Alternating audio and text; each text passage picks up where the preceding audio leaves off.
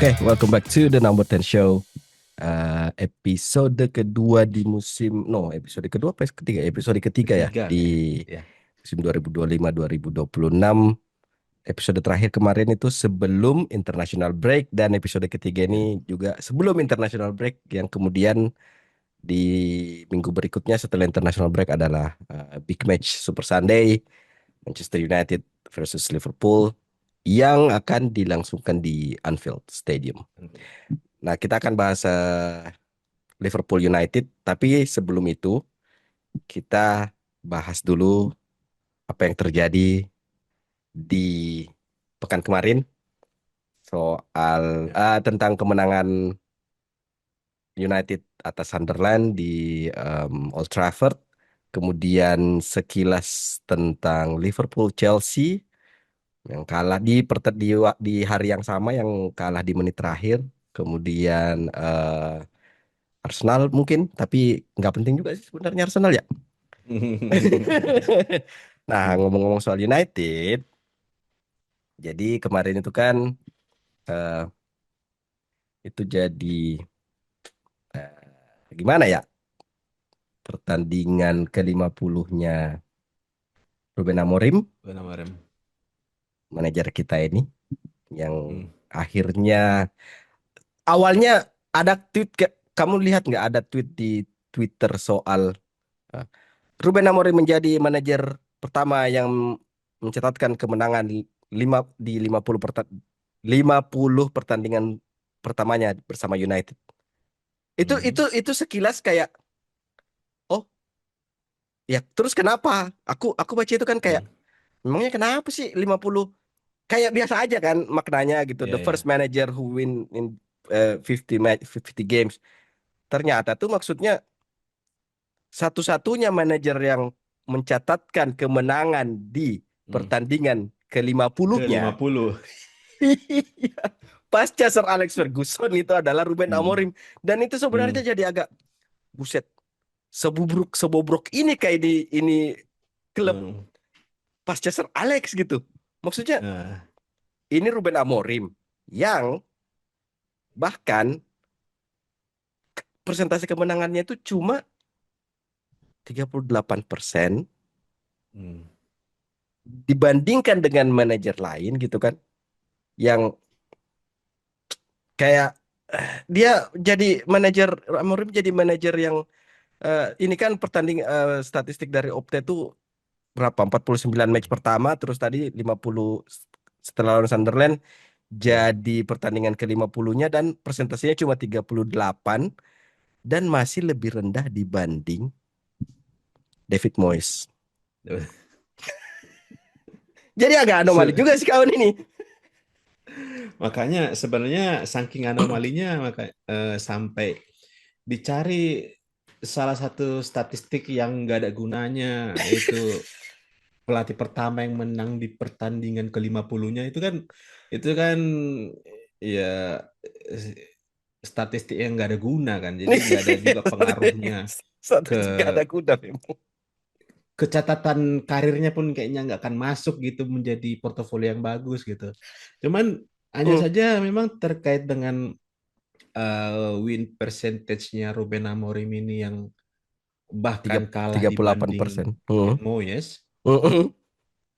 kemudian dengan kepala batunya dia terkait dengan sistem yang dia ilhamin gitu kan. Nah, oke. Dia Aku ilham. sampai pada akhirnya jadi kayak ini eh, bertanya-tanya gitu, kenapa sih dia sampai se, se sengotot itu mempertahankan sistemnya gitu kan.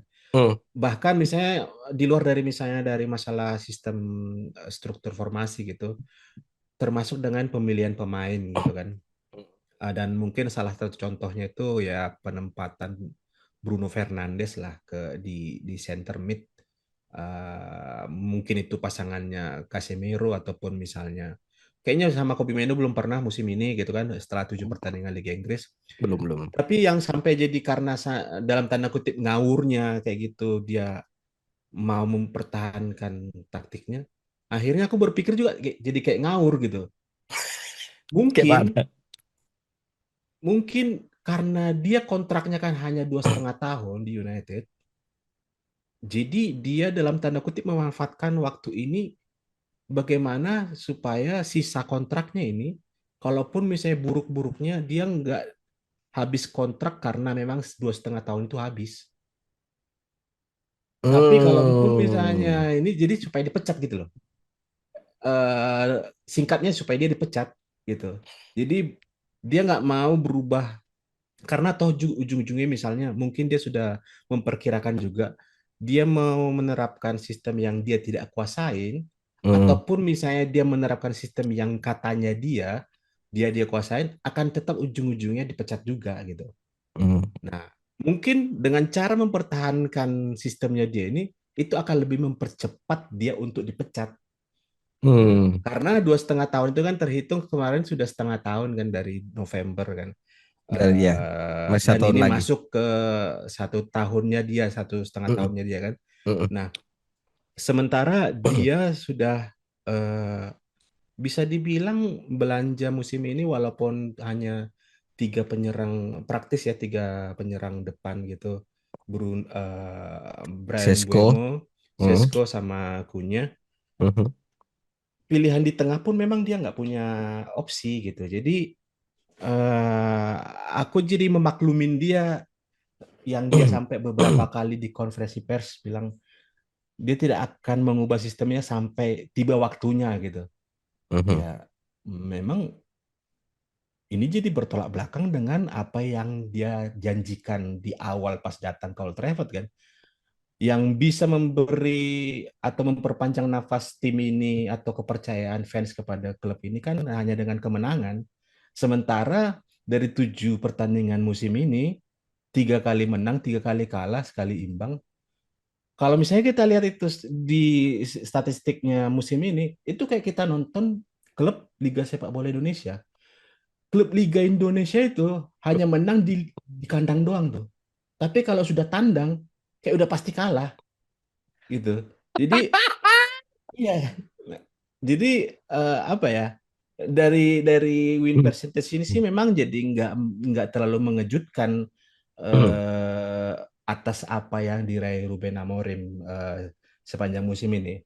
Hanya saja supaya kita misalnya sama-sama flashback kan sedikit, pas awal dia datang kan kita memaklumin karena dia datang di pertengahan musim gitu. Musim. Mm-mm. Nah, ini setidaknya kan sudah seharusnya dijalani yang lebih serius gitu, bukan lagi ada waktu dia kan masih baru gitu kan. Mm. Setidaknya kan fans bisa melihat ada perubahan yang dilakukan gitu loh, Mhm. ya Mm. kan? Mm. Yang paling kelihatan mungkin kan dari struktur gitu. Jadi memang di win percentage-nya kecil ya. eh, Apakah memang ini yang dibilang Amorim juga kalau misalnya kita akan melalui badai ataupun kita akan struggle ya, ya semua memang udah dibilang sama Amorim dan yang baiknya, yang buruknya gitu kan dari perkataannya. Nah, yang dijalanin musim ini yang kayak ginilah jadinya. Emang jelek banget hasilnya. Kalau Jadi, menurutku ya sejauh ini sih jelek hasilnya. oke, oke. Jadi, jadi menurutmu itu pertanyaanku berikutnya adalah, jadi menurutmu ini adalah eh, faktor dari sistemnya not found kah? Aha.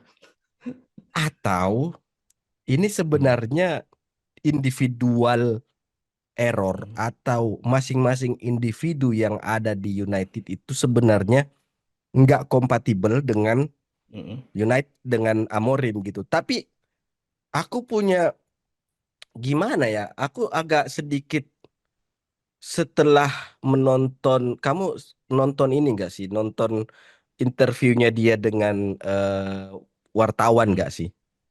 Hmm. Yang Yang pre-match itu, ya. yang dia bilang yang dia bilang ini loh. Hmm. My players listen to Hmm. everything bla bla bla kayak Hmm. gitu kan yang dia bilang pemainnya ngobrol sama dia gitu. Hmm. Sistem inilah sistem itulah kayak gitu. Eh, Hmm. dan mereka mendengar semua opini-opini dari media gitu. Hmm. Terus di interviewnya dia dengan Owen Hargreaves itu dia bilang kalau Hmm. eh, realita yang ada di United itu di tahun pertamanya itu beda Hmm. dengan yang dia bayangkan. Bayangkan ya. Iya, jadi di Hmm. di menurut Amorim itu dia eh, menghadapi 7 sampai 8 pertandingan lawan tim di Hmm. UCL dan Europa League, tapi Hmm. realitanya adalah pada saat main di liga itu kompetisinya bertolak belakang dengan apa yang Hmm. terjadi di eh, kompetisi Eropa. Dan itu betul karena di episode sebelumnya kan kita sempat bahas gimana Manchester City bisa dibantai sama Hmm. Sportingnya Amorim, padahal itu City Hmm. jelas-jelas tim Premier League gitu kan. Jadi Ya. sebenarnya yang salah itu sistemnya Hmm. atau individualnya gitu.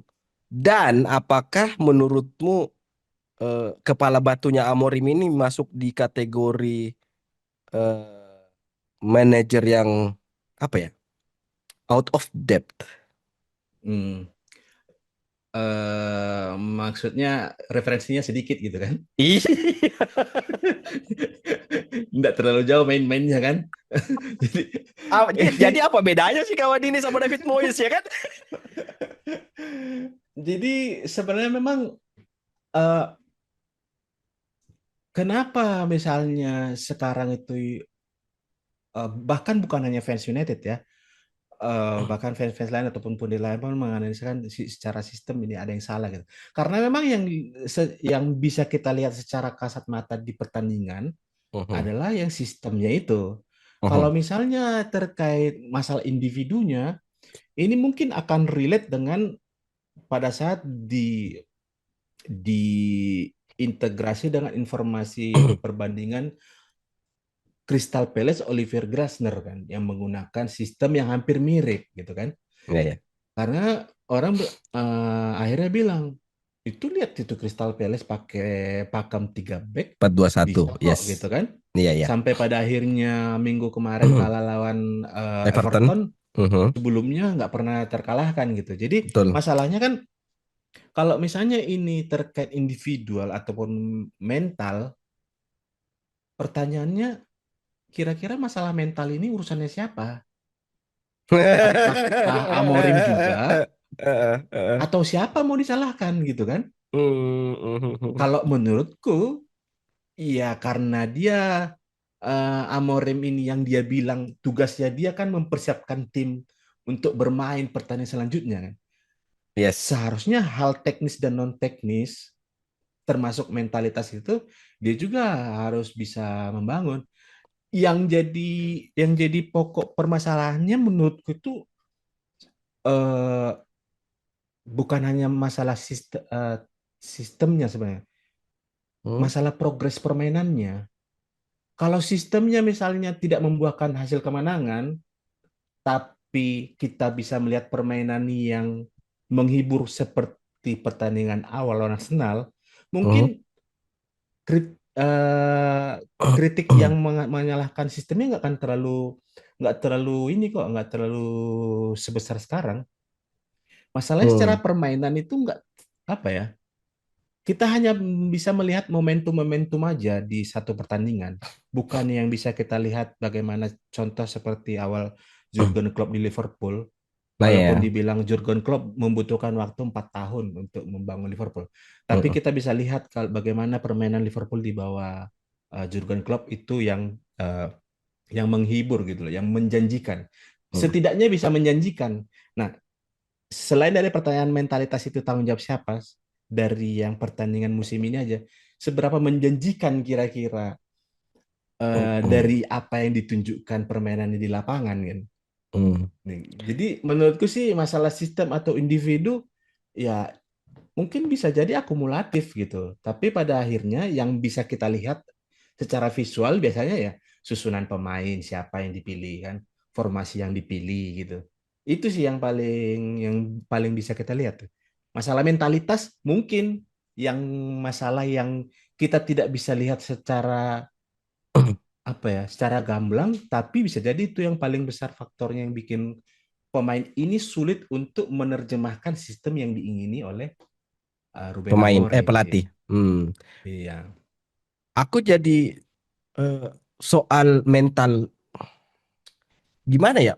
Konsekuensi bermain di klub sebesar United itu Hmm, sebenarnya konsekuensi yang sudah siap ditanggung sama setiap hmm, pemain yang bermain di United kan, karena aku sempat baca tadi Gary Neville ngomong soal mentalitas gitu yang dia ya. dia ngomong soal Alan Hansen yang Ah, mengkritik Class of 92 di tahun hmm, itu kalau you cannot win with kids. Terus hmm, Neville ngomong kalau eh, ya kita di tahun itu juga dapat kritik, kita juga dengar kritik, tapi hmm, kita menerjemahkan kritik itu dan hmm, mengeksekusinya di lapangan gitu. Nah, hmm. artinya kan di yang namanya kritik ke United, pemain-pemain United itu pasti selalu ada gitu. Itu konsekuensi yang Ya. harus ditanggung sama masing-masing individu. Nah, persoalannya adalah kalau misalnya pemain itu eh, overthinking dengan Hmm, semua yang ada di sosial media, hmm, jadi sebenarnya tugasnya siapa untuk mengembalikan mentalitas pemain gitu hmm. loh. Ya. Apakah aku jadi kepikirannya tuh Amorim Hmm, ini di ruang ganti kan ada juga tuh, kamu kamu pasti pernah baca lah hmm. yang katanya Amorim sering menyendiri di sesi Ah, latihan gitu kan. ah, ah. Apa memang karena gap umurnya yang nggak terlalu jauh dengan pemain senior seperti Bruno Fernandes yang akhirnya Hmm, membuat dia tidak jadi sosok yang dianggap sebagai mentor di ya. tim gitu kan? Hmm, Ataukah memang eh, public speakingnya dia di pers pada di awal-awal musim itu sebenarnya hmm, nggak semulus nggak seluas dengan apa yang ada di balik layarnya United gitu. hmm. Aku jadi Ya. berpikirnya tuh di situ loh. Hmm. Jadi si kawan ini sebenarnya apakah si kawan ini bipolar gitu? Ah, jadi kalau misalnya kita hubungkan masalah gap usia ya, eh, akan dengan mudah misalnya hal itu di counter perbandingan misalnya dengan pelatih yang usia muda yang lain gitu. Fabian Hursler. Iya kan? Ada Fabian Husler gitu. Iya, iya, Kemudian iya. yang paling dekat mungkin ada Mikel Arteta gitu di Arsenal Oh, gitu kan. oh iya, iya, iya. Jadi memang kalau masalah masalah personalitinya Ruben Amorim membawakan tim ini dalam pada saat misalnya di sesi latihan ataupun misalnya di ruang ganti, eh, mungkin bisa jadi ada faktor itu, tapi eh, harusnya itu tidak menjadi sebuah nggak excuse lah, bukan sebuah excuse lah untuk misalnya eh, sebuah tim menjadi tidak bisa menerjemahkan sistem yang diinginkan oleh Amorim ataupun stafnya gitu. Karena ya Fabian Husler pun di Brighton yang kayaknya banyak pemain inti dari Brighton yang cabut, kemudian tiba-tiba dia datang dan kayaknya dengan mudah dia bisa menyatu dengan tim itu, ya pada akhirnya kan nanti kita kita akan beropini lagi.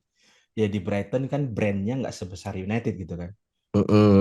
Kalau kayak gitu berarti yang kita salah mendukung klub nih kalau kayak gini. Karena nggak mungkin kita mendowngrade Standar klub brand United ini. brand United ya, iya, iya, iya, iya, iya, iya, Iya kan? iya, iya. Jadi jadi memang ya kalau misalnya masalah pelatih sih, jujur kalau sekarang misalnya udah nggak ada lagi favorit ataupun misalnya yang punya prediksi kayaknya ini pelatih ini yang bisa nih Nggak mendokang ini, ada, nggak yang ada. bisa Mhm. bisa membangun mentalitas tim gitu kan. Mhm. Atau yang lagi rame-rame kemarin kan Antonio Conte ataupun Xavi Saya Hernandez misalnya. Fernandes sih. Kayaknya sih enggak sih gitu kan. Nah, Hmm.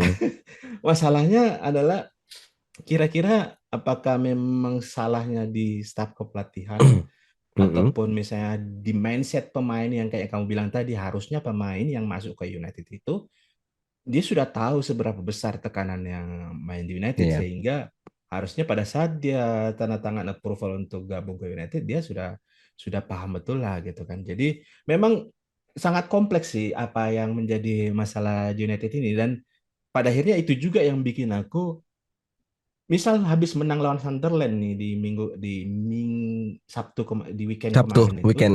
Mm. itu nggak serta merta jadi membangun optimisme untuk pertandingan selanjutnya. Oh, apalagi Jadi pertandingan selanjutnya Liverpool, Pak. iya, Bahaya. betul gitu. Jadi jadi untuk apa ya, ekspektasi kita sebagai fans United kayaknya kita eh, per weekend aja dibatasi udah Per gitu. weekend. Per Abis, weekend. abis itu nggak usah terlalu banyak berangan-angan gitu. Karena kalau kita lihat ya kayak yang aku Hmm. bilang tadi di awal, menang 3 kali, kalah 3 kali, imbang imbang 1 kali lawan Fulham di Craven Cottage. Iya, ya. Kayaknya sih memang masih jauh sih kita kalau mau dibilang bersaing di 4 besar ataupun 6 besar sih. Tapi soal itu ya, soal Hmm. target jangka pendek yang kamu bilang itu ya. Eh, Hmm. aku ya susah sih kalau misalnya untuk menurunkan standarnya kita sebagai fans United gitu kan. Ya. Untuk mendowngrade once setiap minggu aja, anunya ekspektasinya nggak bisa, bos. Masalahnya ini klub pokoknya menang ribut. Itu sudah jadi bawaan orang. Iya memang sih. Jadi untuk jumawanya memang untuk di minggu itu aja, gitu Aduh, kan. Jadi eh, lewat hari Senin Selasa udah biasa aja. udah balik Masa lagi masa, normal ya. Jadi masa jumawanya pas iya. euforia 1 2 hari itu aja ya, pas weekend Oh aja ya. iya. Kalau perlu tanding ulang lawan Brentford, lawan Fulham. Nah, nah, apalagi nih yang seperti seperti yang ini Amorim di United statistiknya ini kan Hmm, 40 poin dari 35 games. Aku nggak bisa ngebayangin kalau misalnya ini terjadi di zamannya Erik ten Hag atau udah Jose Mourinho dicaci-caci tuh, misalnya, oleh udah dicaci-caci tuh. bisa jadi udah sampai ganti 3 kali Ganti, pelatih, iya, iya, ya iya, kan? iya. Jadi eh, ini bisa jadi memang salah satu apa apa yang pernah disampaikan Omer Berada Umur dan berada. siapa lagi yang Wilcox. partnernya, Wilcox. Hmm, Ya memang mereka kayaknya punya filosofi untuk membangun fondasi dulu gitu. hmm. Jadi Jadi sakit-sakit memang dulu lah ya. s- sakit-sakit dulu itu sebenarnya nggak bisa kita terima sih. Nggak bisa Siapa kita sih yang mau terima. sakit-sakit dulu gitu loh? Iya kan? Nggak bisa. Tapi konteksnya adalah fondasinya itu dibangun, dikasih ke kewenangan sepenuhnya ke Amorim, terserah mau pakai sistem yang bagaimana gitu. Dan Hmm, salah satunya mungkin keyakinannya Amorim, ya kita ilhami satu sistem, jangan oke, berubah-berubah oke, gitu kan, oke. secara sistem. Dan kalau misalnya ini sejalan dengan Hmm, yang apa yang Omar Berada dan Wilkos itu, hmm. ya harus satu pelatih juga gitu. Jadi makanya dengan statistik yang seburuk ini, Masih isu tetap pemecatan itu belum nggak ada. ada gitu. Hmm, hmm, hmm. Ya, jadi ya ya masalah dibilang kita sakit-sakitan sih nggak mau sih gitu kan. Siapa sih yang mau kalah terus gitu kan? Tapi setidaknya ya secerca harapan Hmm, yang kita mau coba membangun optimisme itu ya itu tadi. Sistem oke, dipakai yang sama untuk membangun pondasi itu dulu gitu. oke. Makanya ini relate ke kontraknya, dia hanya 2,5 tahun gitu loh. Hmm, make sense. Ya karena jadi mungkin nanti entah dia dilanjutkan atau diganti pelatih yang untuk siap membawa tim ini yang sudah ada pondasi sih menurutku. Oke, tapi aku anu sih, apa soal sistem-sistem ini ya. Hmm. Aku aku sebenarnya aku termasuk salah satu yang sempat mengkritik soal 3-4-2-1 ini terlalu beresiko, terlalu banyak celahnya. Eh, Sampai Hmm, kemudian Amorim kemarin di press conference-nya pre-match lawan Sunderland yang dia bilang soal pemain mendengarkan semua hmm, apa, dan aku secara tiba-tiba hmm, kepikiran, ya aku ada andil di situ yang mempengaruhi hmm, mentalitas pemain. Jadi kita sebagai fans, ya hmm, kita juga terlibat dalam hal yang hmm. sebenarnya kita itu cuma tahu di luarnya saja, tapi sebenarnya yang Ya, lebih paham jeroannya itu ya tetap hmm, manajer kan. Kita itu benar, benar. kita itu nggak ubahnya sekadar eh, eh, taktiko ala-ala, nggak lebih dari Ya, sekedar penonton yang nggak punya input sama sekali. hmm, Sekalinya ada inputnya justru ngasih negatif feedback ke pemain gitu. Dan akhirnya ya, setelah mendengarkan press conference-nya Amorim soal sistem-sistem itulah yang dia ah, bilang itu 3-4-2-1 terus out of positionnya jadi 4-4-2 bla bla bla. Akhirnya aku sampai hmm. mulai sejak habis nonton itu aku bilang, udahlah nggak mau lagi aku ngomong-ngomong soal sistem di sosial media. karena karena ya memang manajer yang lebih paham, kita ini. Benar.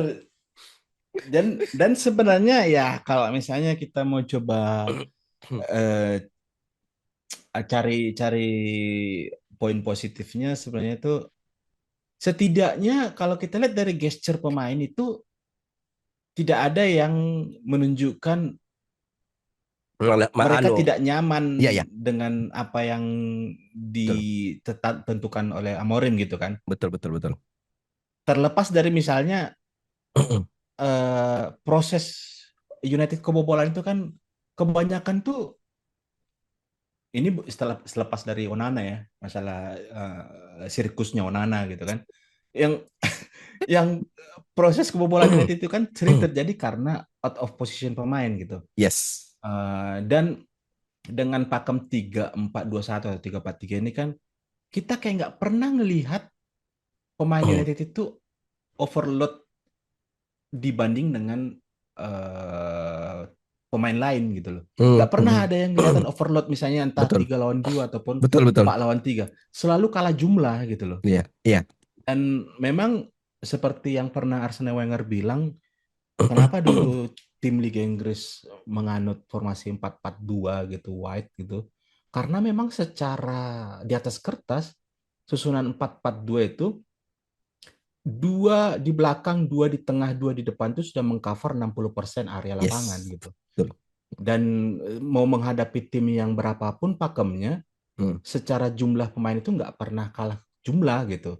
hmm, Jadi sementara yang unit sekarang dipakai Amorim kan 3-4-2-1, Bruno Fernandes yang punya daya jelajah tinggi sering meninggalkan tempatnya. hmm. Pada saat mungkin gampangannya yang kayak kamu bilang tadi, kita mungkin kalau mau bicara sistem ya terlalu jauh karena kita nggak tahu apa-apa sebenarnya kan. Iya iya. Tapi tapi kan Kita yang main bisa game kita lihat juga, itu, jadi tahu iya, gitu kan. iya. Iya. Tapi harus kan normalnya itu kalaupun ada orang misalnya Bruno Fernandes meninggalkan areanya, harusnya kan Ada yang ada yang cover. mengisi gitu. Betul. Betul. Itu kan yang nggak terjadi gitu Betul. kan. Nah, Betul. hal hal yang itu kan harusnya di mata kita dan di mata Amorim kan harusnya Beda. sama lah kan. Harusnya sama, harusnya sama. Iya iya iya Harusnya iya. sama gitu. Hmm. Nah, apa yang bikin beda gitu loh pertanyaannya kan. Hmm. Nah, Hmm. harusnya kan mereka juga menonton tuh review pertandingan kekalahan lawan City, lawan Brentford gitu kan. Brentford. Hmm. Kenapa kritik masalah sistem itu makin keras? Karena Dia batu. permasalahannya kayak gitu terus gitu loh. Iya iya Iya kan? iya iya Bukan iya. yang misalnya kalah karena mendominasi, Heeh. bukan karena kalah misalnya walaupun misalnya masalah ini ya statistik XG yang tinggi, jujur ya, jujur, Hmm. aku kayak nggak pernah melihat momentum kalau XG yang besar itu ada di pertandingan United itu yang memang betul-betul XG itu merepresentasikan peluang-peluang yang diciptakan oleh pemain gitu. Hmm. Hmm.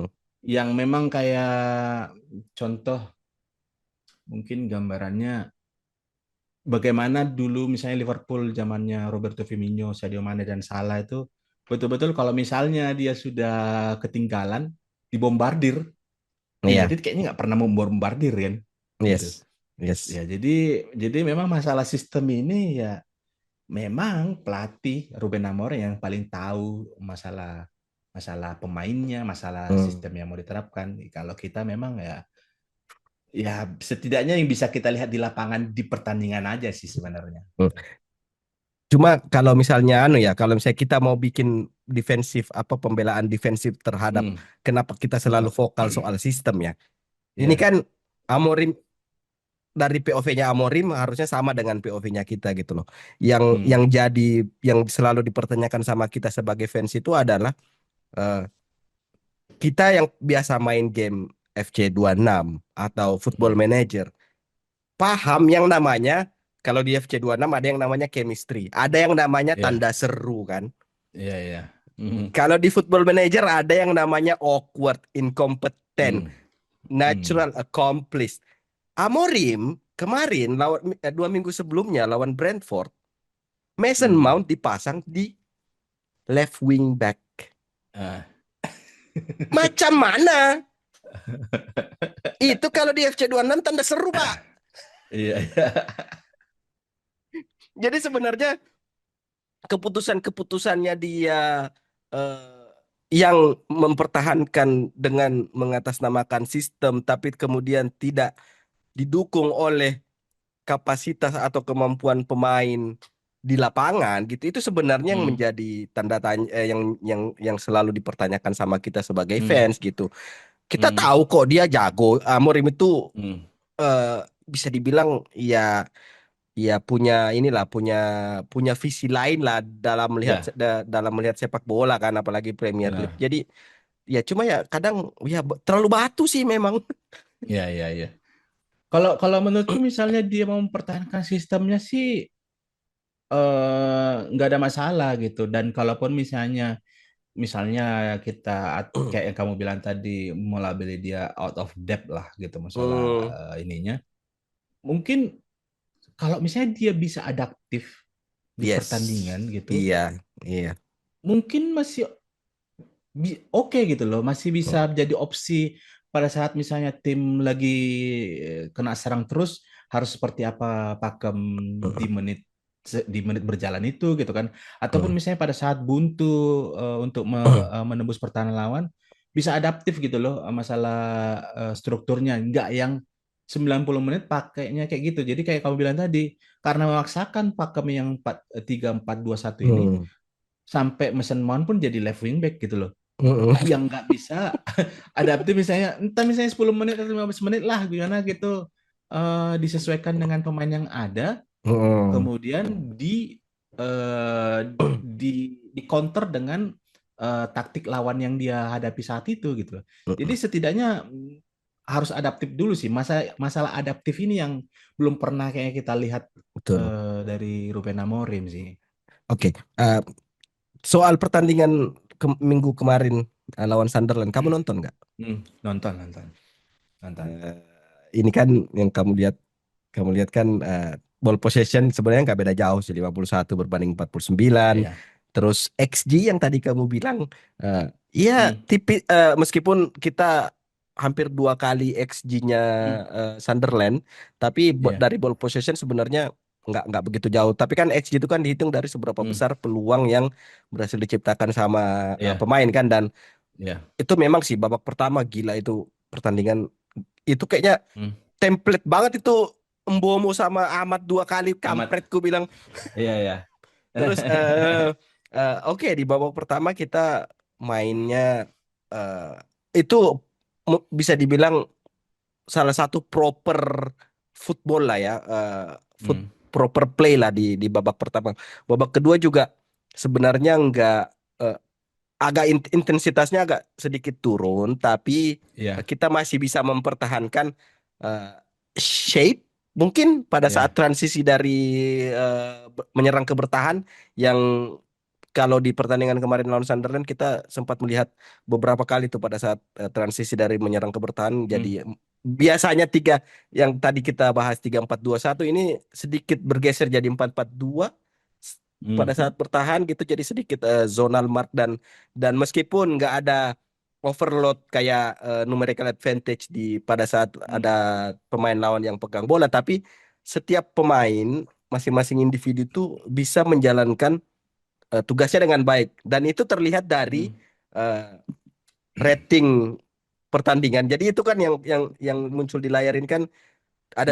ada dua rating. Jadi itu pada saat pertandingannya itu sudah memasuki menit ke 80 kalau nggak salah Ya. dan yang satu itu yang pas full time. Jadi peningkatan ratingnya itu Sene Lamens jadi dari 7 ke 7 dari 7, dari itu ke dan sekarang dan man of the match Luke Shaw Hmm. naik dan satu-satunya pemain yang nggak berubah itu si Ah. kawan satu itu modal ganteng doang kayaknya. Juga dah lo. Diogo Dalo. Eh, eh Gimana kamu melihat Senne Lammens? Karena gimana ya, aku mau nangis serius. hmm. Mau nangis lihat ada kiper teriak, ada kiper lompat terbang, ada kiper bisa nangkap bola gitu. Bisa nendang dua kaki kiri kanannya bisa gitu. Ah. Aku sampai terharu loh. Oke gini loh punya kiper. Ya. Jadi ya aku mau mengingatkan kamu sekali lagi. Apa? Di pertandingan itu Sena Lammers bagus. Oke. Di pertandingan itu kita nggak tahu nanti. Gitu. Jadi, jadi memang harus harus diakuin di match itu lawan Sunderland, Hmm? eh, dia bisa kontrol bola dengan tenang, nggak yang gugup. Dia Iya, biasa iya. geser kanan kiri bolanya Betul. sampai dia menemukan kemana dia harus long ball, Betul, betul, bukan betul. Ya, yang itu paling menonjol sih ya. ya. Hmm. Kalau misalnya contoh yang mungkin yang bisa kelihatan ada perubahan tuh kayak justru Bayindir kalau menurutku. Bayindir tuh walaupun misalnya dia nggak tahu mau nendang kemana, tapi yang penting ditendang, nggak ada dikontrol-kontrol, ya kan? Iya, berarti. Tapi tapi tapi setidaknya kalau dia mau nyapu bola itu Mm-mm. nggak yang membahayakan timnya lagi, beda kayak Onana, ya kan? Oke, Nah, oke. nah kalau Senalamen sini Hmm. ya itulah kiper yang harusnya kita harapkan gitu kan, yang memang bisa bisa tenang di pada saat yang peluang terakhir menit-menit akhir Nah, yang tahan itu pakai kaki ya, walaupun misalnya agak mengarah ke dia. tendangannya itu mengarah ke dia, tapi kalau Onana itu bisa jadi on target, Kolong masuk itu tuh Pak, gol, kolong iya itu bos, kolong itu bisa bos. jadi masuk tuh. Iya. Nah, ini setidaknya memang ya yang kayak kamu bilang tadi, kayak gini sebenarnya mau kalau mau punya kiper bikin tenang gitu kan, Hmm. dengan yang paling kelihatan sih kalau menurutku masalah dia distribusi bolanya gitu. Betul, betul, betul, betul. Dia Valid, valid, dia valid. tahu harus mengarahkan ke siapa, Yes. ke Benjamin Sesko. Hmm. Masalah misalnya second ball-nya bisa dimenangkan apa enggak, itu bukan lagi tugasnya, Tugasnya dia, betul, bukannya tidak lagi gitu betul, kan. betul, betul, betul, betul. Tugasnya Mbeumo dan Mason Mount ataupun Matius Cunha nanti gitu kan untuk Betul. memenangkan duel second ball-nya gitu. Jadi ya secara overall di pertandingan itu Lamen sih bagus secara ini, apalagi jadi ini bukan masalah clean sheet-nya aja sebenarnya. Dia Hmm. bagaimana ball claiming, crossing-nya, Oh iya, itu juga kemudian sih. pada saat misalnya commanding kalau lagi Sunderland ada bola mati, walaupun di awal-awal babak sempat kita lihat itu hampir kebobolan yang cutback, eh, tapi nggak kena tendangan penyerang Sunderland, itu harusnya gol sih yang menit-menit awal sih. Tapi Oh yang overall menit-menit awal. Lamen Oh sih iya, bagus iya, sih. iya, iya, iya, iya. Tapi eh, aku ada lihat tweetnya siapa gitu soal Hmm. Big Ben Ya. yang dia sekarang udah nyetak gol kedua kan ya. Terus ada yang nge-tweet ini orang kan harusnya kita jelek-jelekin, kok jadi bagus katanya. Big Ben siapa nih? Benjamin Sesko. Oh. Ini orang kan harusnya flop katanya. Kok Ya bagus ya. kan? Sebenarnya, nah jadi kalau misalnya mengacu ke pertanyaan Sunderland itu ya, Mm-mm. hal yang berubah dibanding dengan pada saat lawan Brentford itu Benjamin Sesko mau jemput bola, Betul, nggak yang betul, betul. statis. Yes. Statis bagaimana yang selayaknya kita harapkan striker nomor 9 kan. Mm-mm. Jadi dia mau, jadi sebenarnya jemput bola itu kan bukan hanya sekedar terima bola kemudian passing lagi, tapi Iya, itu untuk mengelabui back lawan supaya lepas dari kawalan gitu kan. betul. Jadi sepersekian detik misalnya dia lepas dari kawalan, back ini kan pasti akan bingung dia harus jaga siapa. Mm, Apakah dia harus ngikutin atau betul. misalnya ada temannya Sesko yang mengisi posisinya sehingga membuat kebingungan lah di pertahanan lawan gitu. Jadi Mm. memang kalau golnya Sesko itu ya dibilang insting juga iya, tapi beruntung juga iya sih, gitu kan? Ya kan? Ya kan? Iya, iya, iya, iya. Ya kan? Iya, Hitungannya kan itu oke lah, bola ya, ya. bola kemelut kan itu kan. Jadi Iya. bukan yang misalnya sebuah setup yang inilah, tapi itu kreditnya adalah naluri striker lah di kotak penalti gitu. Kapan dia harus langsung menggerakkan kakinya kemudian tap in ke gawang gitu sih Mm-mm. kalau menurutku. Eh, Satu pemain lagi yang di pertandingan lawan Sunderland harusnya dapat kredit Hmm. adalah eh, Mason Mount. Ya, ya, ya. Dan ini sebenarnya pokoknya Hmm. kemenangan United itu membuat media media Hmm. bikin eh, konten atau Hmm. artikel atau apapun yang sebenarnya nggak penting-penting amat tapi Hmm. dibikin seolah-olah itu penting gitu loh. Ya, ya, ya, ya. Kayak gini loh. Ah. Maksudku gini loh. Eh, Memang proses golnya bagus. Ada delapan ya, belas ya. kali sentuhan kan. Ada delapan Hmm. belas kali sentuhan tapi sedikit tilted di sebelah kanan terus habis itu eh, Hmm. bolak-balik tapi kan sebenarnya kalau misalnya kamu kamu kalau kamu ngelihat kalau kamu lihat proses golnya itu apa yang bisa kamu tangkap dari bentuk passing kayak gini? Ya, ini sebenarnya kayak ini awalnya sebenarnya passing-passing di belakang kok. Terus nggak sengaja ke depan aja ini bola. Iya kan? Nggak sengaja aja ke depan bola. Kemudian itu kan prosesnya kan asisnya Brand Buemo gitu kan. Kemudian pas di dalam kotak penalti balik badan langsung tendang ke gawang gitu.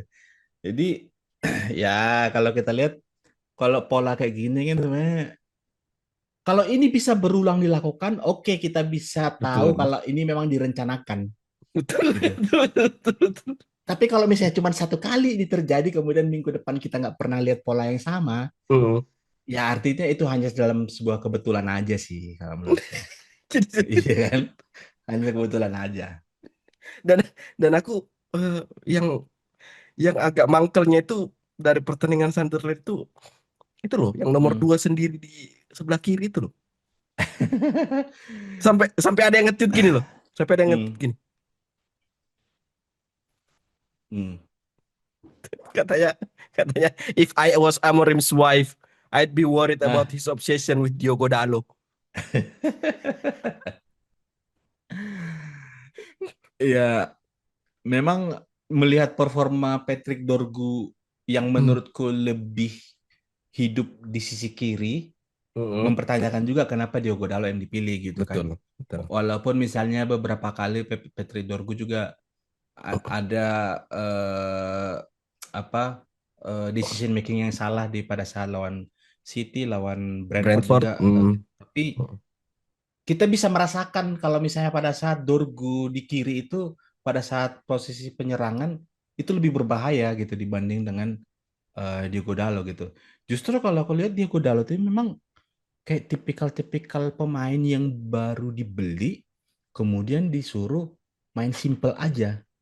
Tapi terlalu over simple kadang kadang dia mau dribble bola sampai bingung karena dia kayak nggak tahu mau ngapain, ya kan? Jadi mau bertahan kayak susah, mau maju susah, gitu Hmm, kan? hmm, Kalau ya kita memang kayak tadi di awal, kita nggak tahu membicarakan sistem yang bagaimana kecuali Amorim gitu kan. hmm, Tapi hmm, kita hmm. bisa melihat pemain kalau terima Betul. bola Iya. itu gugup dengan enggak kita bisa lihat gitu kan. Betul, betul, Ya kan? betul. Kita bisa lihat gitu. Iya, Dan ini pemain gugup gitu kan. betul, betul.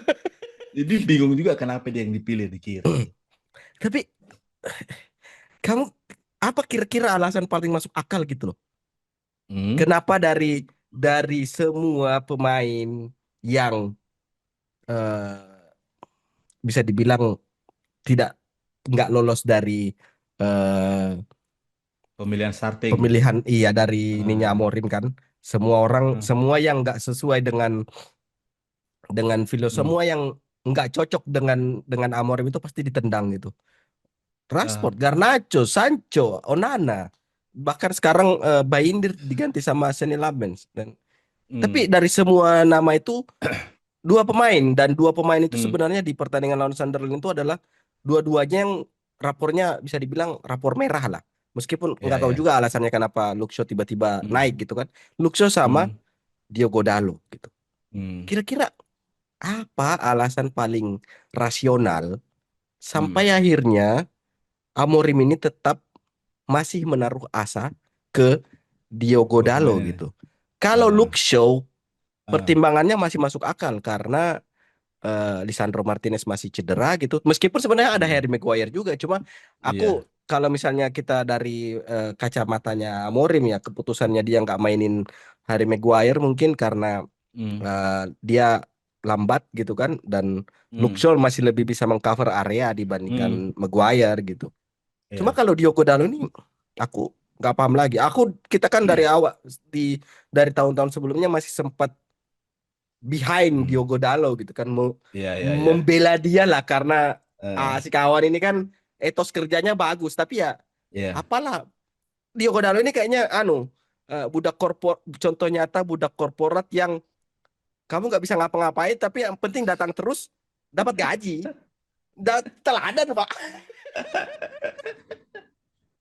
Kalau kalau menurutku sih pemilihan pemain spesifiknya Diego Dalo ini Hmm. bukan masalah teknikal sih kalau menurutku. Tapi masalah fitness level bisa jadi ya. Ah. Tapi yang jadi pertanyaannya, ini tim kan main cuma sekali seminggu, kan? Itu Dorgu capek habis dari mana gitu kan? Kenapa sampai nggak dimainin atau kenapa sampai ada rotasi kalau misalnya embel-embelnya Iya ya. masalah rotasi gitu. Itu. Bahkan main di Carabao Cup aja udah nggak main, ya kan? Udah nggak ada Iya. kompetisi, Iya iya iya. murni hanya Liga Inggris gitu. Jadi Iya. mungkin pada awalnya masalah fitness level yang nggak bisa kita lihat gitu kan. Heeh. Mungkin bisa jadi yang daripada saat sesi latihan selama 1 minggu itu tracker GPS-nya menilai oh ini terlalu habis terkuras staminanya jadi kalau dimainkan mungkin hanya Hmm. sanggup 30 menit gitu. Nah, nggak mungkin dimainkan dari awal nih Dorgu. Jadi nanti jadi Hmm. super sub gitu.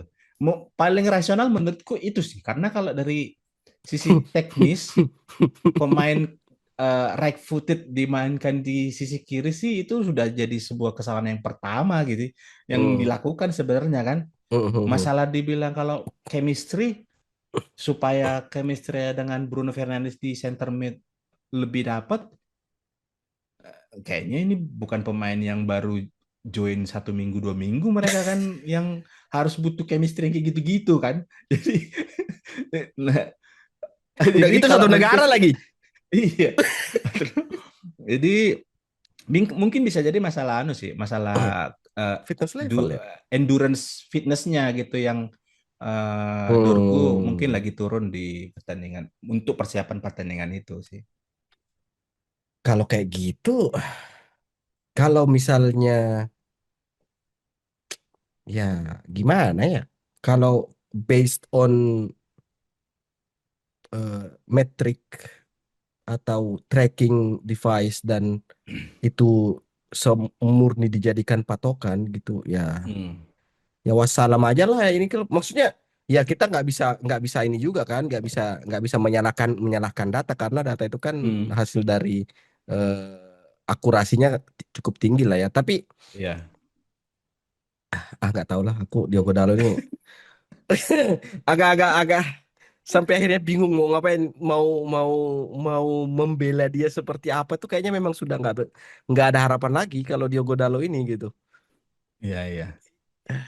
ya ya semoga aja tapi gimana ya agak-agak Yang paling anu sih sebenarnya masalah ini, masalah tim ini udah nggak main di kompetisi lain. Jadi hmm, mm, seharusnya itu sudah punya satu pakem starting eleven yang memang bisa diandalkan untuk meraih kemenangan gitu loh, bukan yang misalnya lagi apa harus ada satu posisi yang